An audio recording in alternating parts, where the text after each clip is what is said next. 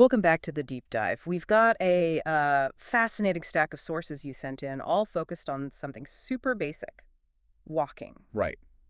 But the angle here isn't just, going for a walk. No, it's about taking the steps you already take, maybe adding a few more, and making them, well, hyper efficient, like a targeted weapon against visceral fat. That's the mission. The claim is pretty bold. Significantly target that deep, toxic fat, the stuff wrapped around your organs. Yeah, they call it sludge in one source, not pleasant. Not at all. And the idea is you can potentially double your fat loss results without adding loads more time. It's about how you walk, not just that you walk. Okay, so let's get into this. The starting point, according to these sources, is that walking, compared to something like running, already prefers fat for fuel. Is that fair? Yeah, that's the baseline. Running these quick energy, carbs mostly. Walking, especially at a steady pace, naturally dips more into your fat stores. So the question becomes, How do we turbocharge that? How do we specifically point it at visceral fat, the most dangerous kind? exactly. And it starts by understanding that visceral fat, while dangerous, has a kind of Achilles heel. It's actually weirdly easier to burn off if you know how. This is the fridge versus freezer thing, right?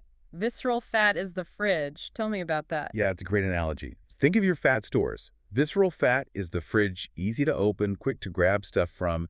It's rapidly mobilized. Why, though? What makes it so accessible? Scientifically, it's about lipolytic sensitivity. Lipolysis just means fat breakdown. Visceral fat is just more sensitive to the signals telling it to break down. So when we walk, our body sends out hormones, adrenaline, noradrenaline. Catecholamines, yeah. They're like messengers knocking on fat cells saying, release the energy. And the visceral fat cells just answer the door faster. Pretty much. They have way more receptors. Think of them like keyholes, beta-adrenergic receptors waiting for those hormone keys. Plus, better blood flow to whisk the fat away. So it's got more doorbells, better plumbing, compared to the subcutaneous fat, the stuff under the skin. Which is the freezer. Yeah. Yeah. Takes more effort to get into, slower to respond, buried deeper. Okay, so the fridge fat, visceral, is quick to empty. And we want to empty it first because it's not just sitting there, is it? No, it's metabolically active.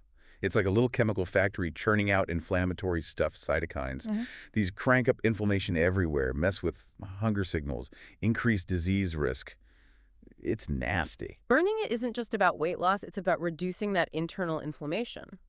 Okay. So you target the most dangerous fat, which also happens to be the easiest to mobilize if you use the right strategy. Right, let's get into strategy one then. The sources call it eating restricted walking, or maybe simpler, the fasted approach. Yeah, but hold on. Before even thinking about when you walk, the sources stress building the habit first.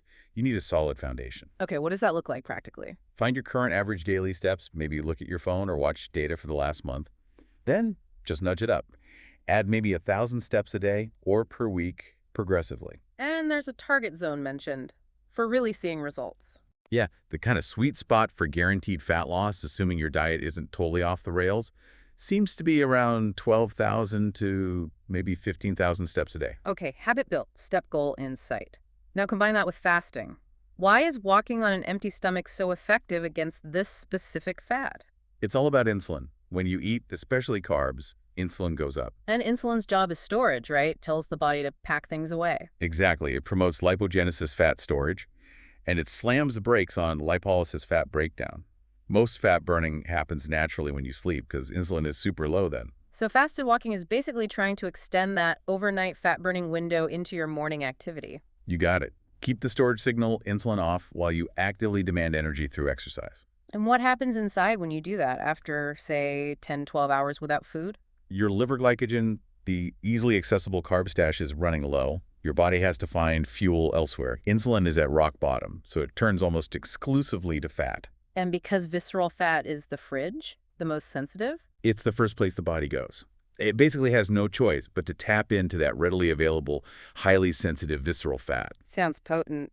Is there solid science backing this specific combo? Oh, yeah. They mentioned a big 2024 review, a meta-analysis looking at 11 trials. And the finding? Clear synergy.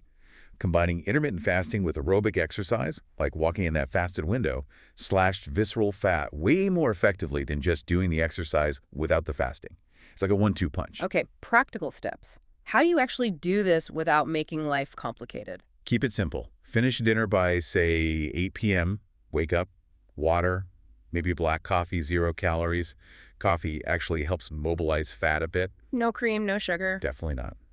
Then just go for your walk. Brisk pace, 30 to 60 minutes, call it your breakfast walk. And the key is getting a good chunk of your daily steps in then. Yeah, try to nail maybe 60% of your daily step goal right there in that fasted morning session. You're front-loading the day with targeted fat burning. Makes sense. The rest of the day's steps are then bonus. Okay, cool. Let's pivot to technique 2. This one comes from Japan. Right. Shinso University. This is the interval walking technique. And the claim here is pretty wild, too, like 10 times the benefits in just 30 minutes. Sounds like HIIT. Sort of, but much gentler. It uses interval principles, varying intensity, but within walking, so you avoid the high impact and burnout of typical HIIT. It aims to boost cardiovascular fitness and fat burning. Okay, so what does this 30-minute Japanese walk actually involve? It's structured. First, a 5-minute gentle warm-up. Just get moving. Easy enough. Then comes the main part. A cycle you repeat 5 times. Okay. Each cycle is 3 minutes of brisk walking, think 4 to 5 miles per hour. You should find it hard to chat easily. Right, pushing it a bit. Followed immediately by 3 minutes of moderate walking. Slower pace, maybe 3 miles per hour where you can comfortably talk. So 3 minutes hardish, 3 minutes easy, repeat 5 times. That's 30 minutes of intervals. Exactly. And then maybe a 5-minute cool-down walk afterwards is recommended. Total time, about 35-40 minutes. And the payoff. What did the research actually show to justify that 10x benefit idea? Well, maybe not literally 10x everything, but significant upgrades. The big one was VO2 max. Yeah. That's your body's ability to use oxygen efficiently. Like engine efficiency for your body. Perfect analogy. Yeah. Their participants boosted VO2 max by up to 15% in just 4 or 5 months. That's huge for health and longevity. Better VO2 max means you burn fat more efficiently, even at rest. Wow. Okay. What else? Blood pressure improved significantly, like 3 times better improvement than regular walking. Big benefits for people with prediabetes or type 2 diabetes. And did it actually shrink the waistline, target that visceral fat area? Yes, measurably. An average reduction of 6 centimeters, that's over 2 inches off the waist. Plus, it improved leg strength, too. That's a really impressive list of benefits for just tweaking the intensity within a walk. It really is. It's about adding that little bit of stress or challenge, then recovering repeatedly. So now we have fasted walking and interval walking. Let's talk optimization, the little tweaks that make either method even better. Pro tips. Yeah, these are the small things that add up. Let's start with your butt. Glute engagement. Okay. Most people just kind of shuffle along, right? Totally. Or they just use their quads. The tip is consciously squeeze the glute muscle of your back leg every single time you push off the ground. Why does that matter so much? Glutes are your biggest muscle group. Forcing them to work properly recruits way more muscle fiber. The sources estimate this alone can boost your calorie burn by up to 12%. You're just using the engine you already have, but better. Simple, but makes sense. Okay, what's next? The walking backwards thing. Sounds a bit weird. It does, but it's effective. Maybe just for 2 or 3 minutes, perhaps on a treadmill facing backwards, or a very safe, clear pass. Don't trip. Yeah, safety first. Why do it? 2 big reasons. 1, it burns about 30% more calories because it's an unfamiliar movement, requires more muscle control and stabilization. Okay, big calorie bump. 2, it's fantastic for strengthening the muscles supporting your knees, and it improves balance. Plus, it just mixes things up, stops your body getting too adapted. Knee health and calorie burn. Clever. What about where we walk? Does terrain matter? Absolutely. Pavement is easy. Your body gets used to it. Try walking on grass, sand, gravel, or up and down hills sometimes. Forces you to stabilize more. Exactly. Engages different muscles, prevents your body from getting too efficient, keeps the challenge level up slightly. And posture. Always comes back to posture, doesn't it? Always. Head up, shoulders back, chest out, core just gently engaged. Not rigid, but upright. And the benefit isn't just looking better. No, it's functional. Good posture helps recruit the right muscles, prevents injury, and one source suggested it engages up to 25% more muscle fibers compared to slouching.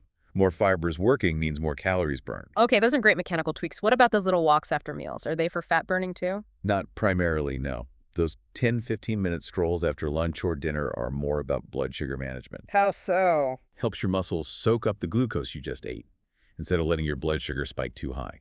This keeps insulin lower overall, improves sensitivity, and indirectly helps prevent fat storage later. It's good metabolic hygiene. Got it. And just to quickly circle back why walking generally beats running for pure fat burning percentage-wise, the sports car versus hybrid idea? Right. Running is high intensity, needs fast fuel carbs, maybe 50% fat burn, Walking, moderate pace, is lower intensity, relies on aerobic metabolism. That uses mostly fat sources, say around 70% of calories burned can come from fat. It's the sustainable fat-focused option. Okay, now for the really intriguing part for me, the benefits beyond the physical. This stuff apparently changes your brain chemistry too. Profoundly. Regular walking boosts dopamine production. That's your motivation, focus, and mood neurotransmitter. You literally feel better. And the creativity link, I've heard about this. Yeah, the Stanford research has often cited walking can boost creative output by something like 60%. Wow. Explains Steve Jobs in his walking meetings? He was onto something. It wasn't just exercise. It seems to genuinely help access different thought patterns. Less getting stuck. How does that work? Is it just blood flow? Partly, but also crucially, stress reduction. Walking lowers cortisol, your main stress hormone. Ah, cortisol, the belly fat hormone. The very same. High cortisol tells your body to store fat, especially visceral fat. Walking helps switch off that stress response, activates the rest and digest parasympathetic system. So you walk, lower stress, which in turn makes it easier for your body to release that stress-related belly fat. It's a feedback loop. A beautiful, positive feedback loop. Lower cortisol, better mood, improved insulin sensitivity. It all creates an internal state that's just much more conducive to both fat loss and mental clarity. Okay, so let's try and wrap this up for the listener. We've laid out two powerful techniques. Fasted walking to really hit that visceral fat hard. And interval walking to seriously upgrade your cardiovascular fitness and metabolic health quickly. Plus, those optimization tips to make every step count more. The crucial thing, though, is consistency, right? And pairing this with a sensible diet, being in an energy deficit overall. Absolutely. These techniques amplify fat loss. They don't magically create it without the right energy balance. The sources really encourage treating it like a personal experiment. What's the challenge then? Try 15,000 steps for a week. Yeah, pick a week, aim for that 15K consistently. Make sure you do that morning fasted walk, maybe throw in the Japanese interval walk every other day. See how you feel. The research suggests you should notice changes pretty quickly, physically and mentally. Definitely. Which brings us to that final thought to leave you with. We talked about walking boosting creativity by 60%. And lowering cortisol, the stress hormone that packs on belly fat. So here's the question to mull over. If you consistently apply these simple walking upgrades, boosting your brain chemistry, lowering stress, just by changing how you walk for 30 minutes, what kind of new problems, challenges, or ideas could you tackle in your work, in your life? It's not just about fat loss. It's potentially about upgrading your entire operating system. Something to think about on your next walk. Food for thought, indeed. Make that walk count. The knowledge is yours now. Go move with intention. We'll see you next time on The Deep Dive.